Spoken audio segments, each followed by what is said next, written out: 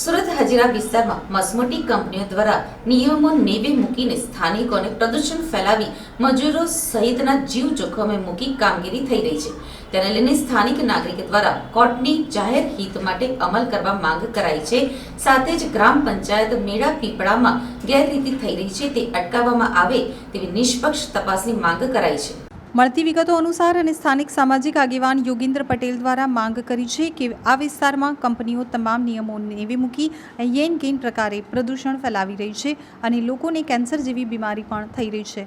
ત્યારે સુરત કલેક્ટર દ્વારા આ કંપનીને સીલ કરવામાં આવી હતી, પરંતુ પાછલા બાણેથી ફરીથી ગોરખ ધંધા ચાલી રહ્યા છે, પ્રદૂષણ ફેલાઈ રહ્યું છે અને કામગીરી તમામ નેવે મૂકીને કંપની દ્વારા કરવામાં આવી રહી છે।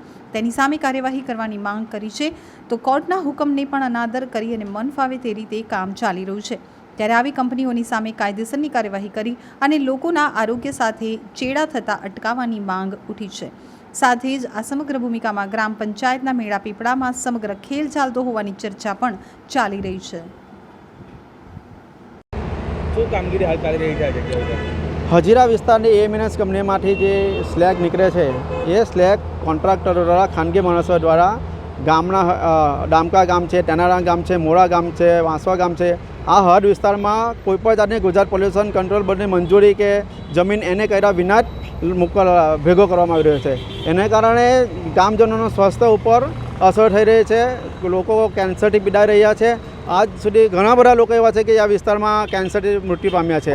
આ બધી વાતો લઈને અરજદારો દ્વારા હાઈકોર્ટમાં પિટિશન દાખલ કરવામાં આવી હતી અને હાઈકોર્ટની સૂચના અનુસાર કલેક્ટર દ્વારા આ બધી વિસ્તાર જ્યાં જ્યાં ગેરકાયદેસર રીતે ઢગલાઓ કરવામાં આવ્યા હતા એને સીલ મારવામાં આવ્યા છે। પરંતુ કેટલાક કોન્ટ્રાક્ટરો દ્વારા, અધિકારીઓ દ્વારા અને ગામના સરપંચો દ્વારા મિલીભગત કરીને આ સીલ મારેલો હોવા છતાં તેમાંથી સ્લેગ પછલાબાદને કાઢીને વ્યવહાર કરવામાં આવી રહ્યો છે। એટલે આની પરથી મને એવું લાગી રહ્યું છે કલેક્ટર હોય કે કોર્ટના ઓર્ડરનો સ્વતંત્ર અનાદર થઈ રહ્યું છે। વહીવટીતંત્ર આની પર ધ્યાન રાખવાની જરૂર છે। જો આમ આવી રીતે જો ચાલવામાં આવે તો કોર્ટનો જે ઓર્ડર છે તેનો મતલબ શું રહ્યો? આના લીધે, આ સ્લેગના લીધે બહુ બધા ઘણા બધા પર્યાવરણવાદીઓએ આગળ પર કલેક્ટરમાં રજૂઆત કરી છે, વહીવટીતંત્રમાં રજૂઆત કરી, પણ તેમ છતાં પણ કલેક્ટરે કોઈ આજ રીતે પગલાં લીધા નથી। અરજદારો દ્વારા હાઈકોર્ટમાં અરજી કરવામાં આવી, ત્યારબાદ હાઈકોર્ટના સૂચનાથી આ બધી સીલ મારે, તેમ છતાં જો કલેક્ટર આની પર ધ્યાન નહીં રાખતો હોય તો કલેક્ટરની જવાબદારી શું છે? કલેક્ટર આ બધી વસ્તુ પર ધ્યાન રાખવાની જરૂર છે કે જેની લોકોનું સ્વાસ્થ્ય જળવાઈ રહે।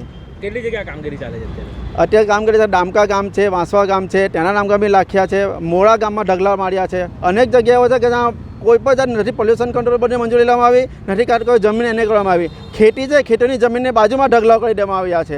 એટલે આના લીધે ખેતીને બી નુકસાન છે અને લોકોના પર્યાવરણને બી નુકસાન